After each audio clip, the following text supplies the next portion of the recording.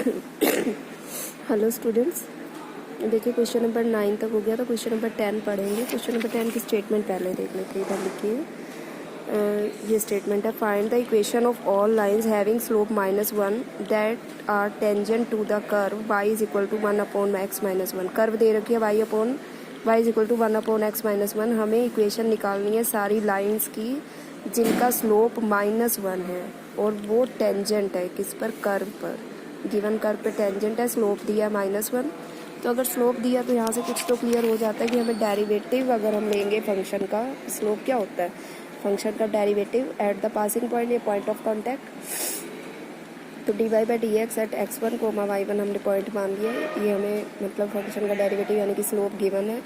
तो अगर हम फंक्शन का डेरिवेटिव लेते हैं, फंक्शन था 1/x-1 और इसका डेरिवेटिव होगा -1/x-1 का होल स्क्वायर। चाहे तो आप क्वोशिएंट रूल से कर लो, चाहे आप दूसरे n×x की n-1 से कर लो। डिफ्रेंशिएट किया 1/x-1 का डिफ्रेंशिएशन करोगे -1/x-1 का होल स्क्वायर आएगा।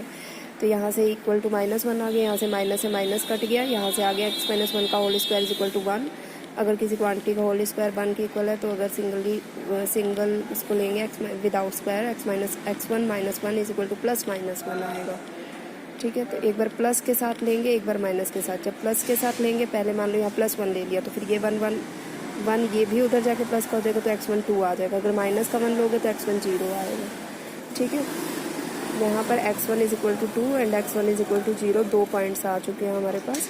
अब हम बाकी के 2 पॉइंट्स जो है y1 अदर कोऑर्डिनेट्स निकालेंगे। x1 जब 2 होगा तो यहाँ कर्व में रखिए इक्वेशन को, वैल्यू ऑफ x1 को आप कर्व में रखिए। y1 is equal to 1/x1 -1, तो 1/2 -1 यानी कि 1/1 यानी कि 1, तो यानी कि पॉइंट आ गया 2, 1। और जब x1 0 होगा तब y1 क्या आएगा, 1/x-1 में रखेंगे, जो हमारी गिवन कर्व थी उसमें रखा। तो यहाँ से आ गया 1/0 x1 क्या रखा है 0, 0 -1 -1, तो यहाँ से y1 -1 आ गया। तो 2, 1 एंड 0 -1 ये अभी पॉइंट्स आए हैं केवल, और स्लोप दोनों कंडीशन में क्या है -1। तो माइंड में ये क्वेश्चन तो राइज होगा कि एक ही स्लोप पर 2 पॉइंट ऑफ कांटेक्ट कैसे हो सकते हैं ना। टेंजेंट तो एक ही पॉइंट पे टच करता है। तो ये जो हमारी गिवन कर्व थी ना, वो हाइपरबोलिक कर्व थी। देखो ये किस टाइप की, मैं तुम्हें ड्रॉ, देखिए हम लोग क्या बात कर रहे थे कि जो 2 पॉइंट आए हैं सेम स्लोप के साथ 2 पॉइंट ऑफ कांटेक्ट कैसे आ सकते हैं ना टेंजेंट पर। तो ये जो हमारी कर्व है वो हाइपरबोलिक कर्व है, कुछ इस तरह की कर्व है। एक पॉइंट ऑफ कांटेक्ट इधर भी बन रहा है और एक पॉइंट ऑफ कांटेक्ट इधर भी बन रहा है।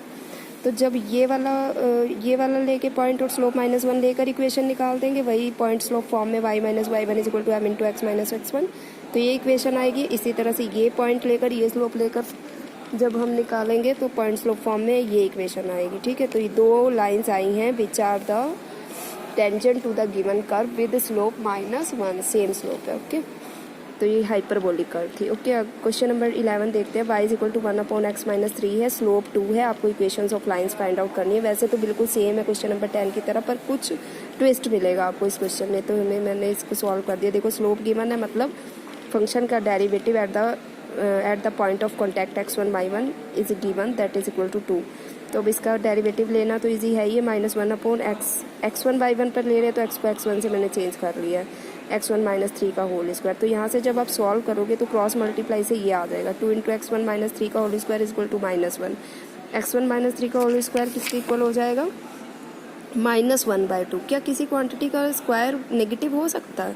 तो ये कैसे पॉसिबल है कि x1 - 3 का होल स्क्वायर नेगेटिव आ रहा है, यानी कि x की रियल वैल्यूज़ नहीं आएंगी। x कांट है, यानी कि x की वैल्यूज़ रियल नहीं है। तो अगर रियल नहीं है तो आपको कॉम्प्लेक्स में नहीं जाना, तो आप सीधा लिख दोगे नो सच लाइन और टेंजेंट। नो सच टेंजेंट भी लिख सकते हो, नो सच लाइन भी लिख सकते हो, no such line exist. Okay, तो ये आपका आंसर यही होगा कि इसमें कोई लाइन एग्जिस्ट करेगी नहीं। ठीक है, करके देखिएगा, फिर भी कोई प्रॉब्लम हो तो पूछिएगा। क्वेश्चन नंबर 12 नंबर क्वेश्चन आपका 10th और 11th की तरह था, इसलिए मैंने नहीं किया, होमवर्क से आप लोग करेंगे। क्वेश्चन नंबर 13 देखिए, find the point on the curve. ये हमें कर्व दे रखी है, ये आपका वर्टिकल एलिप्स की इक्वेशन है, वर्टिकल एलिप्स की है ना, x² / a² + y² / b² is equal to 1, जो आप लोगों ने आई होप सो 11th में पढ़ा है। तो यहाँ कर्व है x² / 9 + y² / 16 is equal to 1। हमें खैर एलिप्स में नहीं जाना, आप सिंपली समझो कि एक कर्व दे रखी है विद द टेंजेंट और पैरेलल टू एक्स एक्सिस। आपको पॉइंट निकालना है जहाँ tangent parallel to x axis. देखिए कल भी इस तरह का क्वेश्चन किया था हमने, tangent parallel to x axis है तो मतलब एक्स एक्सिस के साथ positive direction of x axis के साथ लाइन का एंगल 0 डिग्री बन रहा होगा क्योंकि tangent parallel to x axis है। तो स्लोप यहाँ क्या होगा, जब टेन थीटा लेते हैं तो टेन 0 0 होता है तो स्लोप हो जाएगा 0। अगर tangent parallel to x axis है तो स्लोप 0 होगा, यानी कि dy by d x at the point of contact will be equal to 0। तो यहाँ dy बाई डी एक्स क्या आएगा, dy बाई डी एक्स लेते हैं हम लोग 2x by 9 plus 2y by 16 into dy by d x. dy by d x जब निकालेंगे तो ये चीज़ इधर चली जाएगी माइनस 2x अपॉन 9 और ये आपका जो मल्टीप्लाई के साथ है ये डिवाइड में चला जाएगा, 2 से 2 कट गया, आपके पास फाइनली आएगा माइनस 16x अपॉन 19 बाई, और ये 0 की इक्वल है। हमने बोला ना tangent parallel to x axis है, इसका मतलब कि स्लोप क्या है, 0 है। तो यहाँ से minus 16x upon 9y is equal to 0 कर दिया, तो यहाँ से डायरेक्टली लिख सकते हैं कि x हमारा 0 आ गया। अब x 0 जो आया उसको आप कर्व के अंदर रख दो, तो यहाँ पर जब x को 0 रखोगे तो y square is equal to 16 आएगा और y is equal to plus minus 4 आएगा। ठीक है, कर्व के अंदर रख दिया तो यहाँ से y की वैल्यू 2 आई हैं प्लस माइनस 4। ठीक, ये अब मतलब x 0 के लिए y की 2 वैल्यू है तो 0,4 एक पॉइंट बनेगा और 0,-4 एक पॉइंट बनेगा, तो ये आपका आंसर आ गया। अब इसी का बी पार्ट है, उसमें tangent parallel to x axis था, इसमें बोल दिए कर्व सेम है यही वाली, और इसमें बोल दिए tangent parallel to y axis. अगर वाई एक्सिस के पैरेलल होगा टेंजेंट तो 90 का एंगल बनेगा और tan 90 इन्फिनिटी होता है ना, positive direction of x axis के साथ 90 डिग्री का एंगल बनेगा और tan 90 इन्फिनिटी होगा। Tangent parallel to x axis है तो स्लोप 0 और tangent parallel to y axis है तो स्लोप इन्फिनिटी। अब स्लोप इन्फिनिटी कंफ्यूज हो गया, अब इन्फिनिटी को कैसे सॉल्व करें। स्लोप इन्फिनिटी यानी कि स्लोप का मतलब dy by d x infinity, dy by d x अगर इन्फिनिटी है तो इसका रेसिप्रोकल यानी कि 1 upon dy by d x, 1 upon infinity यानी कि 0 के इक्वल होगा। तो dy बाई डी एक्स यहाँ से कितना आया था, ये देखो माइनस 16x अपॉन 9y था। अब इसका उल्टा क्या होगा, रेसिप्रोकल माइनस 9y ऊपर चला जाएगा, 16x नीचे आ जाएगा, तो minus 9y upon 16x is equal to 0। यहाँ से y 0 आ गया आपके पास, और यही आप पॉइंट y0 जो है इस कर्व में रख देंगे, ये जो गिवन कर्व थी यहाँ y0 रख दोगे तो x square is equal to 9, x is equal to plus minus 3। तो y0 रखने पर आपके पास x की 2 वैल्यू आएंगी, एक पॉजिटिव एक नेगेटिव, तो यानी कि पॉइंट्स आ जाएंगे 3,0 एंड माइनस 3,0। ये बी पार्ट का आंसर है। ठीक है, 13 के बी तक आपका कंप्लीट हुआ। चलिए स्टूडेंट्स, अब लास्ट क्वेश्चन एक और पढ़ लें, 14। यहाँ पर ये कर्व हमें गिवन है और पॉइंट गिवन है, आपको इक्वेशन निकालनी है टेंजेंट की और नॉर्मल की, दोनों की, है ना।